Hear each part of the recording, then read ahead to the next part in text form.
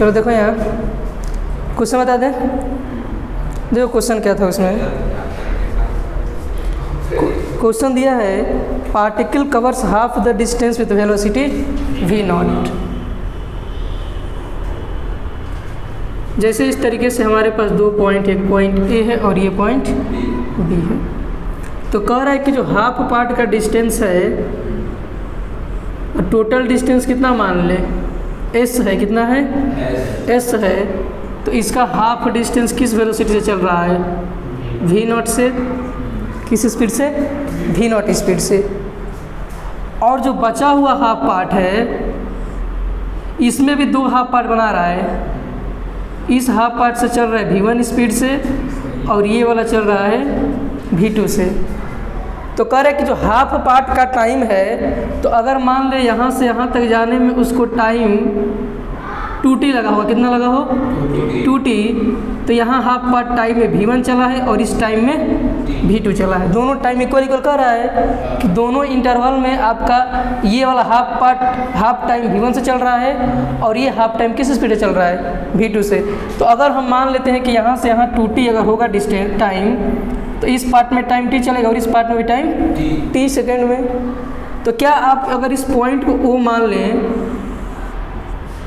तो अगर O और B का मैं इंटरवल का वो निकालना चाहता हूँ एवरेज स्पीड, तो इसका इंटरवल का टाइम भी सेम है और इस इंटरवल का टाइम भी क्या है, उतना ही है। तो टाइम सेम है, वेलोसिटी अलग अलग है, तो OB पॉइंट के लिए एवरेज स्पीड कितना हो जाएगा, v1 plus v2 divided by 2 हो जाएगा।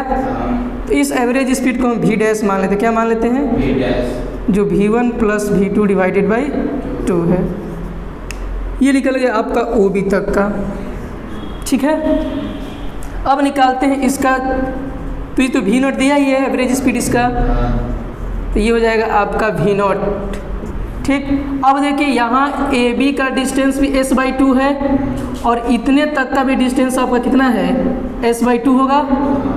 तो जब डिस्टेंस सेम हो और वेलोसिटी अलग अलग हो, तो उस केस में आप एवरेज स्पीड क्या रखते हैं, 2, और ये हो जाएगा v0 और ये हो जाएगा v डैश और नीचे हो जाएगा v0 प्लस v डैश। ये हो जाएगा आपका एवरेज। अब वैल्यू रख दीजिएगा, ऐसा समझ में। इस इंटरवल हाँ v डैश के पे ये वाला और v0 तो आपका दिया ही है, यहाँ भी v डैश की वैल्यू और यहाँ भी v डैश की वैल्यू फाइंड कर लिया v डैश। इतने इंटरवल के लिए दो वेलोसिटी अलग अलग था, टाइम सेम था, तो इतने के लिए एवरेज स्पीड कितना हो गई, ये वाला, और इतना आपका v0 दिया ही था, फाइंड हो गया। क्या हुआ, ये है आपका एवरेज स्पीड, नोट कर लीजिए, ठीक है ना। चलिए अब अगली हेडिंग डालिए, इंस्टेंटेनियस स्पीड। इंस्टेंटेनियस स्पीड,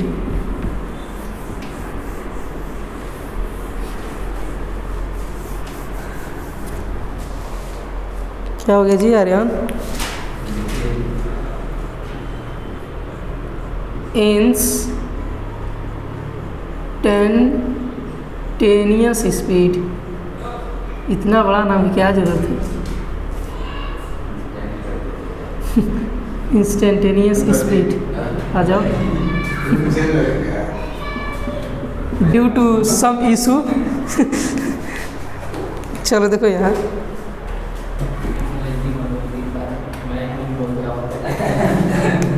देखिए इंस्टेंटेनियस स्पीड है क्या, जरा समझिए इसको।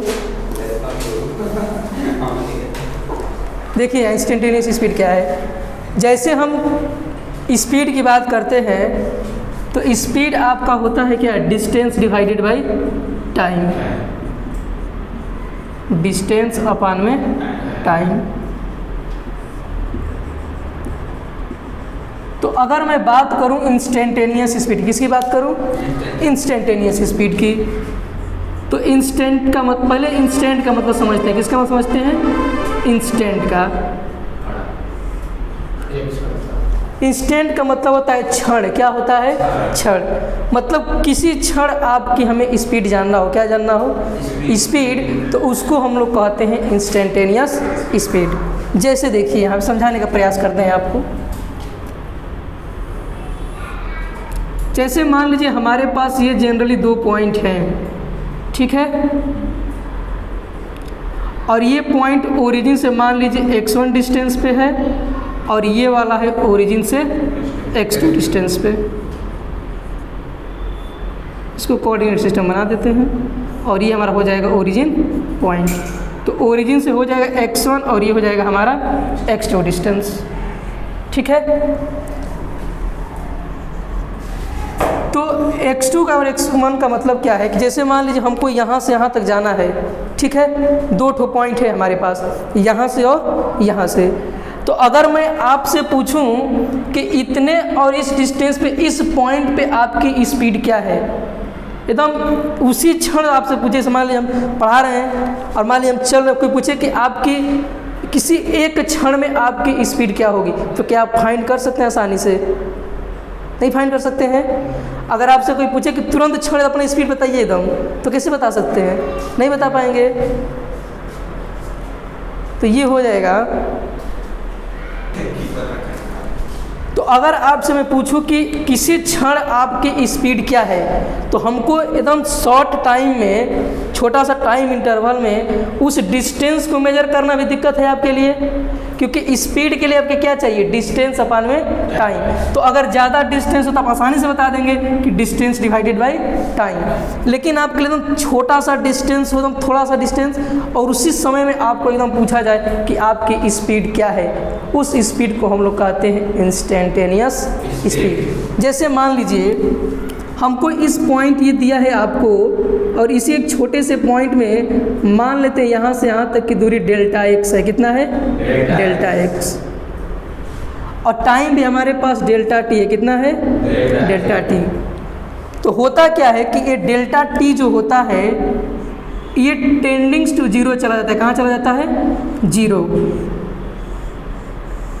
जिसको हम लोग बोलते हैं इनफाइनाइटली शॉर्ट टाइम। क्या बोलते हैं? जब भी आपको इंस्टेंटेनियस की बात कहेगी तो आपको ये समझना है कि छोटा सा डिस्टेंस है और छोटा सा टाइम इंटरवल है। तो जब भी आपको इंस्टेंटेनियस स्पीड डिफाइन करना हो तो हम लगाते हैं लिमिट, और डेल्टा t को मान लेते हैं टेंडिंग्स टू क्या? जीरो, और ये होता है delta x divided by delta t। छोटे से एकदम टाइम है तो उसको हम मान लेते हैं कि किधर टेंड्स कर रहा है वो? जीरो की तरफ। किसकी तरफ? जीरो की तरफ। इसको लिख सकते हैं हम क्या? मान लेते हैं 0.00001 सेकेंड, इस तरीके से कुछ लिख सकते हैं। मतलब कि टाइम आपका एकदम क्या है? छोटा सा है, थोड़ा सा टाइम है, और उसी समय में आपसे पूछ रहा है स्पीड, तो उसको बोलेंगे इंस्टेंटेनियस स्पीड। और छोटा सा डेल्टा x है तो इसको आप हमेशा याद रखिएगा, इसको लिखेंगे dx डिवाइडेड बाई dt। ये होगा आपका इंस्टेंटेनियस स्पीड। लिमिट आपको पढ़ाया जाएगा मैथ में, क्लास 11th में ही मैथ में पढ़ेंगे लिमिट, तो ये आपको चीज़ समझ में आएगी कि क्यों टेंडिंग्स टू जीरो हो रहा है ये। तो छोटा सा जब टाइम इंटरवल होगा तो उसको हम मानेंगे डेल्टा टी। क्या मानेंगे? Delta t. और ये टेंड्स किसकी तरफ करेगा? जीरो की तरफ जाएगा। किसकी तरफ? 0 सेकेंड की तरफ। तो इंस्टेंटेनियस का मतलब होता है किसी क्षण आपसे तुरंत पूछा गया स्पीड, उसी को हम लोग कहते हैं इंस्टेंटेनियस स्पीड। आया समझ में? अब ज़रा देखिए, इस चीज़ को सॉल्व करने का एक ही तरीका है और वो है आपका डिफरेंशिएशन। क्या है? डिफरेंशिएशन। तो आज हम आपको डिफरेंशिएशन सिखाएंगे मैथमेटिकल फिजिक्स, तब आपके जाके ये आसानी से सॉल्व होगा। आया समझ में? तो इतना पहले नोट करिए, फिर डिफरेंशिएशन आपको समझाते हैं। लिख लीजिए कुछ, लिखिए it is the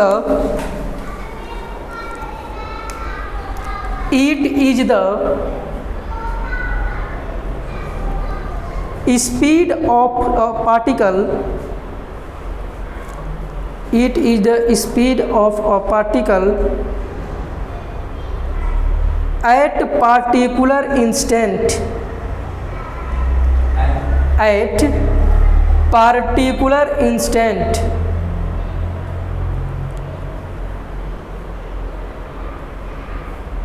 Particular instant. Full stop. बस इतना ही, ठीक है। किसी भी पार्टिकुलर इंस्टेंट पे जो आपकी स्पीड होती है उसी को हम लोग कहते हैं इंस्टेंटेनियस स्पीड। नोट कर लीजिए इतना चीज़ पहले।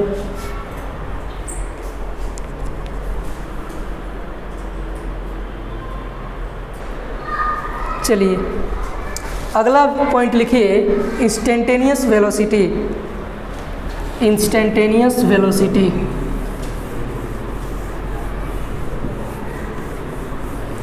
अभी इस पे सवाल नहीं पूछता है, ठीक है।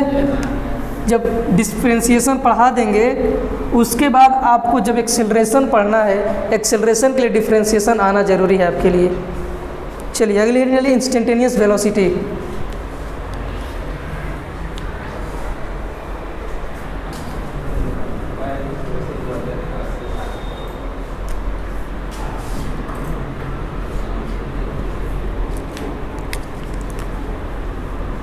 लिखिए इसमें, instantaneous velocity is defined as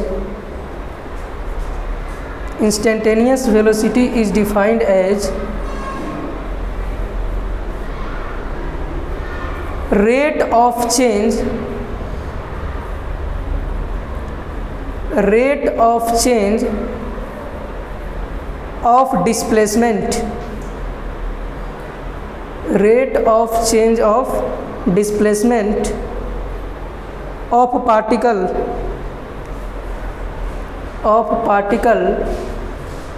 is called, हो गया। पहले लिखवा दिया इंस्टेंट, फुल स्टॉप लगा छोड़ दो। पहले लिखवाए ना इंस्टेंटेनियस वेलोसिटी, तब इज कॉल्ड क्या लगने की ज़रूरत है। इसको डिफाइन करते हैं इंस्टेंटेनियस वेलोसिटी को। ये थोड़ा समझिएगा, आगे इसका यूज है इंस्टेंटेनियस वेलोसिटी का। छोटी छोटी चीज़ें पकड़ के चलेंगे तो आपको न्यूमेरिकल लगाने में दिक्कत नहीं होगी, क्योंकि हमारा मेन टारगेट क्या है, न्यूमेरिकल।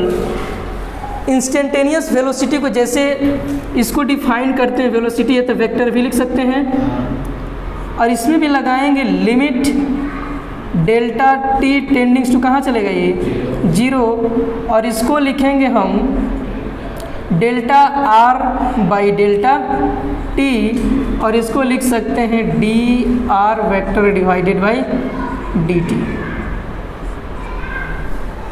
आर जो है आपका डिस्प्लेसमेंट है, क्या है डिस्प्लेसमेंट, और टी है आपका क्या टाइम।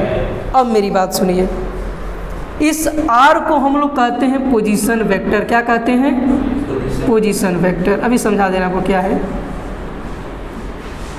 ये आर जो है आपका कहलाता है पोजीशन वेक्टर, और यदि आपको इस जगह पे x ऐसे वेक्टर लिख दे तो इसका मतलब ये समझिएगा क्या है, ये पोजीशन वेक्टर।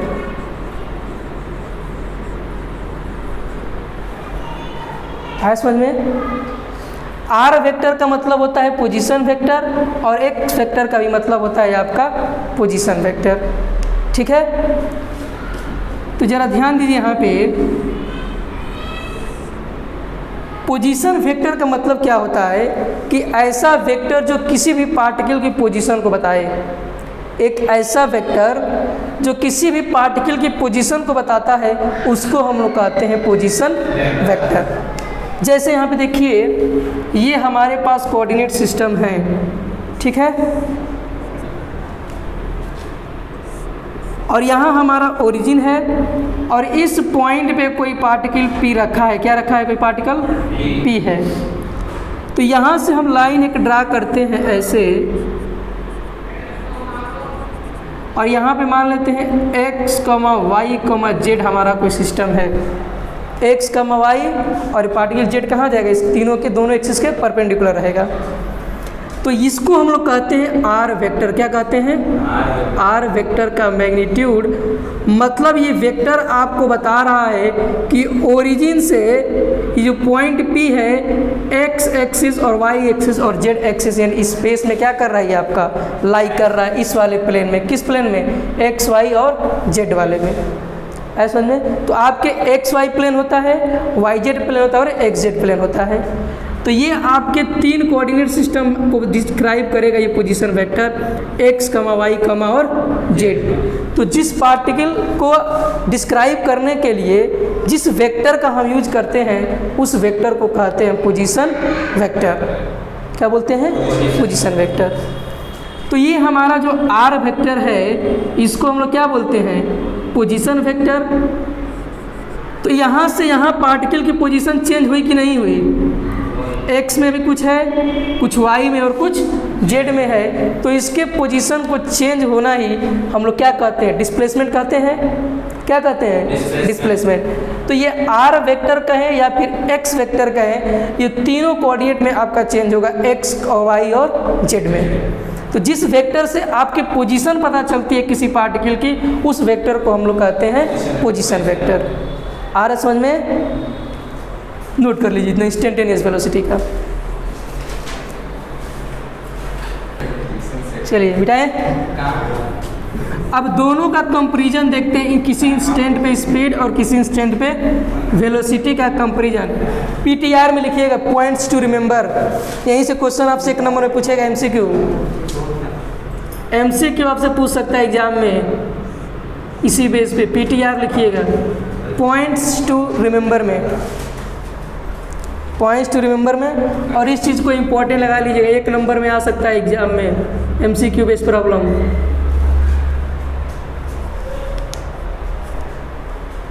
हेडिंग डालिए comparison between,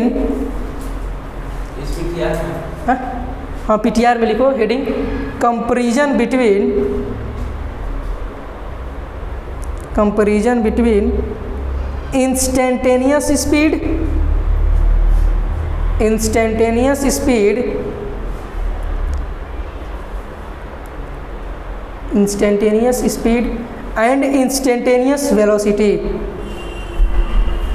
instantaneous velocity. Comparison between instantaneous speed and instantaneous velocity. देखिए हो गया। यहाँ देखिए, मैं एक लेता हूँ सर्कुलर पाथ। कैसा पाथ लेता हूँ? Circular path. और इसकी रेडियस मान लेते हैं कितना है? r है। कितना है? r है।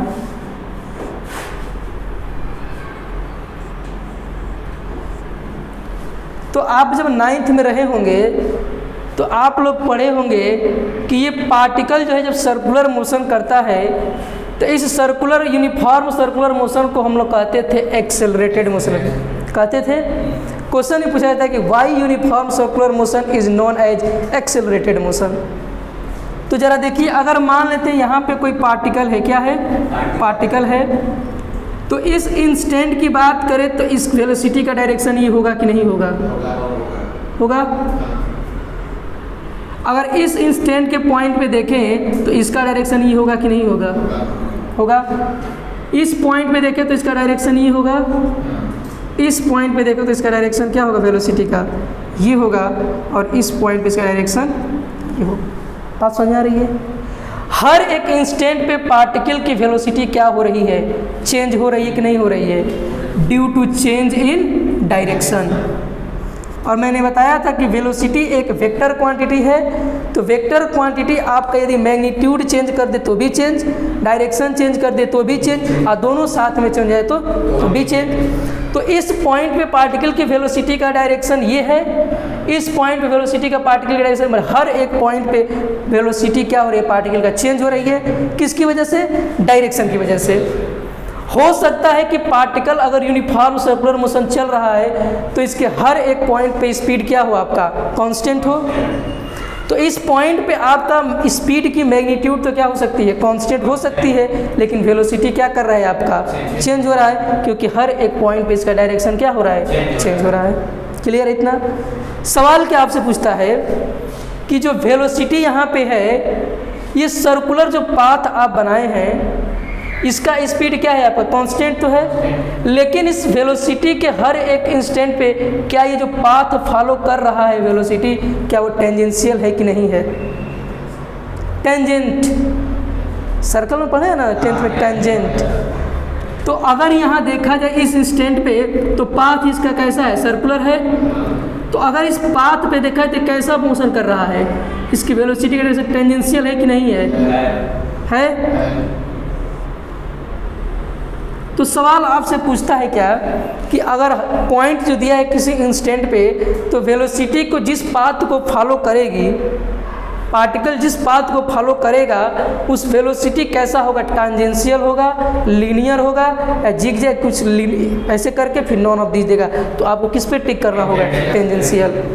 तो वेलोसिटी के द्वारा जो पाथ फॉलो किया जा रहा है पार्टिकल की वेलोसिटी, वो कैसा पाथ है, टेंजेंशियल है। किसी भी इंस्टेंट की बात करें, किसी भी पाथ के किसी भी इंस्टेंट पे बात करें तो कैसा रहेगा, टेंजेंशियल रहेगा। ठीक है, लिखिए इसमें पहले एक पॉइंट, नहीं वही लिखिए, instantaneous velocity, instantaneous velocity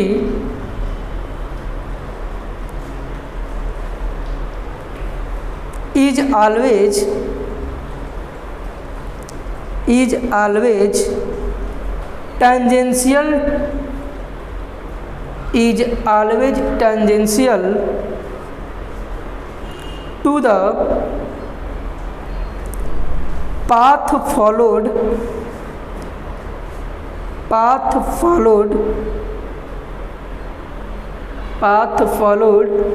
by the particle,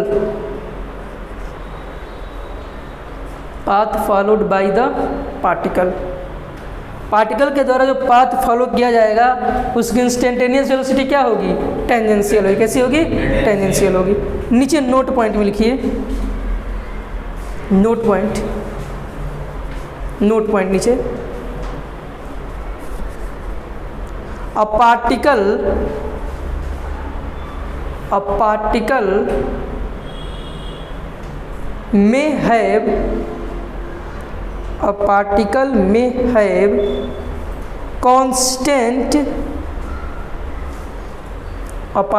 may have constant instantaneous speed,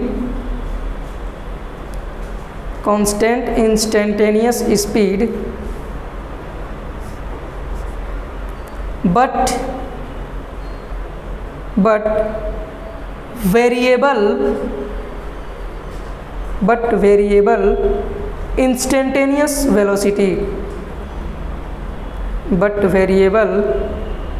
instantaneous velocity,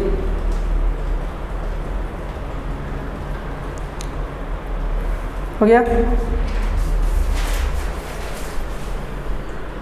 figure note कर लीजिए।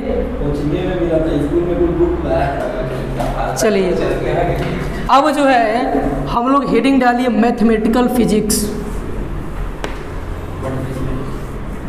यहाँ से आपको डिफरेंशिएशन का झलक दिखलाते हैं। चलिए हेडिंग डालिए मैथमेटिकल फिजिक्स।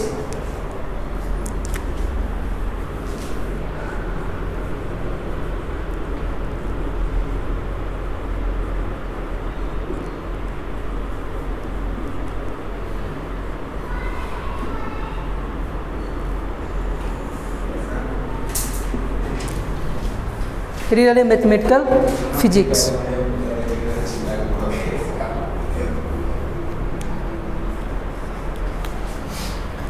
सबसे पहले हम बात करेंगे इसमें कैलकुलस की। किसकी बात करेंगे, कैलकुलस की।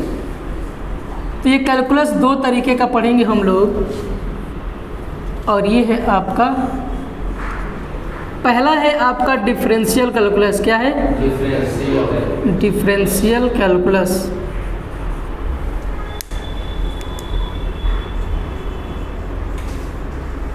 और एक हम लोग पढ़ेंगे इंटीग्रल कैलकुलस।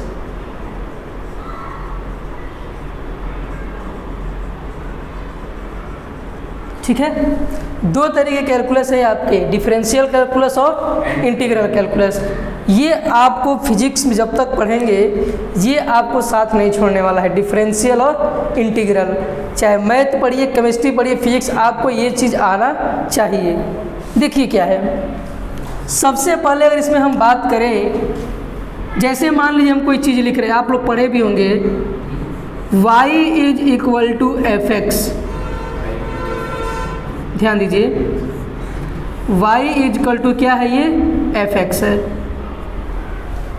इसको हम लोग पढ़ते क्या है, it is read as y is the function of x। इसका मतलब क्या है कि यहाँ पे आपका y जो है ये भी वेरिएबल है और x भी क्या है हमारा, वेरिएबल है। y भी वेरिएबल है और x भी वेरिएबल है और f आपका फंक्शन है। क्या है, फंक्शन है। f की जगह पे आप कुछ भी रख सकते हैं, 2, 3, साइन, कॉस, टेन, जितने भी आपके सारे चीज़ें ट्रिग्नोमेट्रिक चीज़ें हैं या फिर कांस्टेंट चीज़ें हैं, वो सारे किसका काम करेंगे, फंक्शन का। और x और y क्या है, आपके वेरिएबल है। तो अगर आपसे कोई पूछे कि फंक्शन क्या है, व्हाट इज फंक्शन, तो फंक्शन का मतलब होता है कि अगर आपके पास दो वेरिएबल्स हैं, कितने वेरिएबल्स हैं, दो, तो अगर एक वेरिएबल्स की वैल्यू चेंज करते हैं और उसके चेंज होने से अगर दूसरे वेरिएबल भी चेंज होता है, यानी इसका मतलब हुआ कि एक वेरिएबल दूसरे वेरिएबल का क्या है, फंक्शन है। क्या है, फंक्शन है। जैसे समझाते हैं, आप जरा देखिए। जैसे मैं लिखता हूँ y is equal to 3x, क्या लिखता हूँ, 3x। और यहाँ देखिए, ध्यान रखिएगा, x जो है आपका इंडिपेंडेंट वेरिएबल है। क्या है, इंडिपेंडेंट वेरिएबल। और ये y जो है ये रहेगा आपका डिपेंडेंट वेरिएबल। क्या रहेगा, डिपेंडेंट वेरिएबल।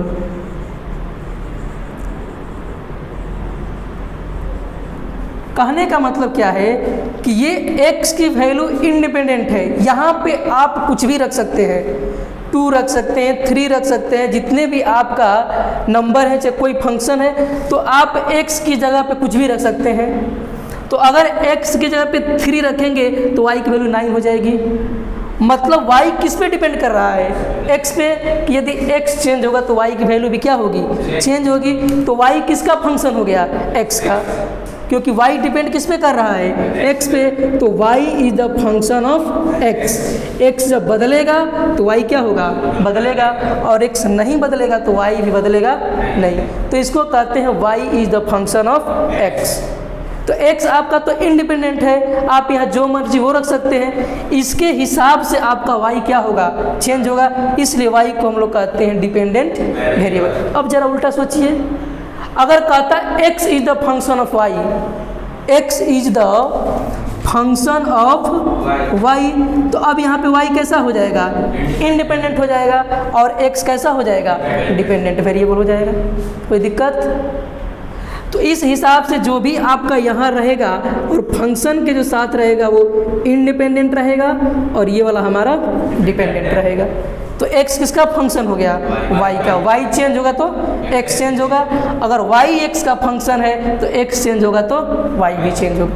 तो इसकी वैल्यू आप चेंज करते जाएंगे, y की वैल्यू भी क्या होती जाएगी, चेंज होती जाएगी। तो y किस पे डिपेंड कर रहा है, x पे, इसलिए y फंक्शन किसका है, x का है। आया समझ में, कोई डाउट? नोट कर लीजिए इसको। चलिए बेटा, अब जो है हेडिंग लिखिए, some important differential formula, some important differential formula.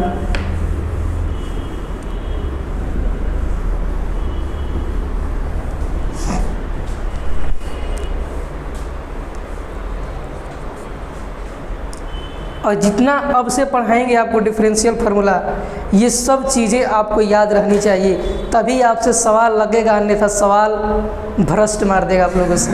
आप लोग की बॉस का नहीं रह जाएगा, उसको उठाए, ठीक है। तो चलिए पहले लिखते फार्मूला। पहला फार्मूला क्या है, अगर y की वैल्यू आपको दे रखा है x के पावर n, क्या दिया है, जिसमें आपको n की वैल्यू 0 नहीं रखनी है। समझ आया क्यों नहीं 0 रखनी है? क्योंकि वैल्यू क्या बन जाएगा ये, और हमको चाहिए नहीं 1 बनाना। तो y को अगर x की पावर आपका n दिया है, क्या दिया है, x के पावर n, तो आप ये y किसका फंक्शन हो गया, x का, किसका फंक्शन हो गया, x का। तो इसको हम लिखते हैं dy/dx, क्या लिखते हैं, dy/dx। मतलब y जो फंक्शन है इसका डिफरेंशिएशन किसके रिस्पेक्ट में करेंगे, x के रिस्पेक्ट में, किसके रिस्पेक्ट में, x के रिस्पेक्ट में। और इसको लिखेंगे हम d/dx, y की जगह क्या लिखे हैं, x के पावर n। अब ज़रा ध्यान दीजिए यहाँ पे, जिसके रिस्पेक्ट में आप कर रहे हैं, x के रिस्पेक्ट में कर रहे हैं, तो इसके अंदर आने वाले सारे चीज़ें x की होनी चाहिए। ये आपको ध्यान देना है कि क्या इसमें हर चीज़ x का है कि नहीं। अगर इसमें सारे जितने भी रिलेटेड टर्म होंगे, अगर इसमें वेरिएबल x आ गया, इसको बोलते हैं ऑपरेटर, क्या बोलते हैं, ऑपरेटर। और इसको बोलते हैं फंक्शन, किसके रिस्पेक्ट में आप कर रहे हैं। तो ऑपरेटर में सारी चीज़ें आपकी x की होनी चाहिए, और जिसके रिस्पेक्ट में करेंगे वही चीज़ होनी चाहिए आपका। देखिए ये भी x के साथ है और ये भी x वाला है। तो जब आपको इस तरीके से आएगा तो इसका डिफरेंशिएशन क्या होता है, इसका पावर क्या है, n है, तो इसको पहले लिखेंगे n, ठीक है, और इसको लिखेंगे आप x, n हो गया, n को लाएंगे पहले और रहेगा x, और इस n के पावर में एक माइनस कर देंगे। नहीं समझ में आया, जैसे x के पावर n है तो n को इसके पीछे लगाएंगे nx, और इसके पावर क्या कर देंगे, एक माइनस कर देंगे, तो इसका डिफरेंशिएशन होता है nx और इसके पावर n-1। जैसे एग्जांपल समझिए, जैसे मान लीजिए y = x के पावर 2 है, y = x के पावर 2, तो इसका डिफरेंशिएशन जब करेंगे हम तो क्या लिखेंगे, d/dx, और y की जगह क्या रख देंगे, x², और ये पावर आपका पहले आ जाएगा 2x, और इसमें एक पावर कम हो जाएगा 2-1, तो इसका डिफरेंशिएशन हो जाएगा 2x। तो x² का डिफरेंशिएशन कितना होता है, 2x। इसी तरीके से अगर मान लीजिए दे देता y = 3x², इसको मान लीजिए x के पावर 5 दे दे, कितना देता 5, तो इसको क्या लिख सकते हैं, 5x पावर 4, एक पावर कम कर दीजिए, 5 चला जाएगा पीछे x, और इसमें से कम 5x के पावर 4। आया समझ में, ये है आपका डिफरेंशिएशन y के पावर x⁴n को। इतना तक नोट कर लीजिए फार्मूला, और एक एग्जाम्पल लिख लीजिएगा जो लिखना होगा।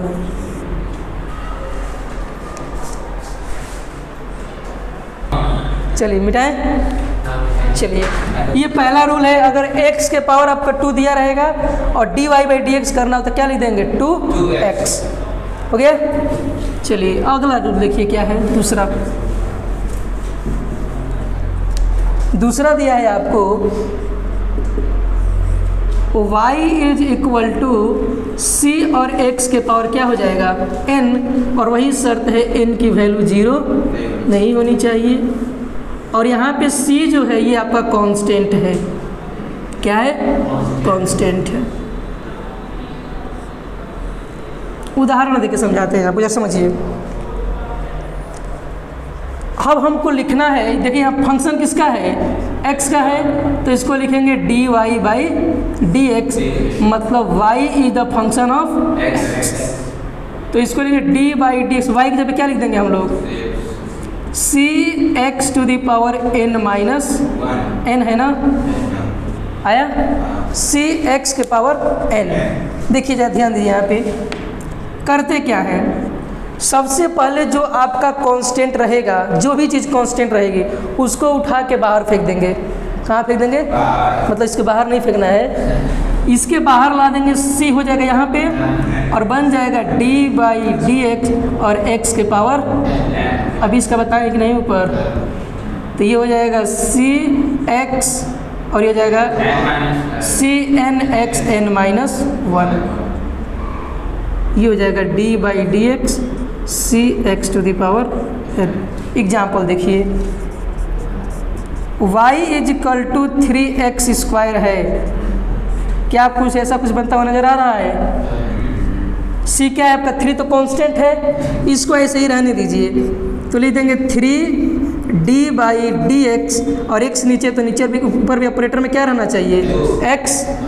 तो इसका डिफ्रेंशिएशन हो जाएगा 3 और x स्क्वायर क्या हो जाएगा? 2x। ये हो जाएगा आपका 6, बस ये हो जाएगा dy/dx। आया समझ में? ये है दूसरा रूल, नोट कर लीजिए इसको। चलिए आज क्लास ख़त्म करते हैं यहीं पे, ठीक है? रिवीजन करके आइएगा थोड़ा उसको।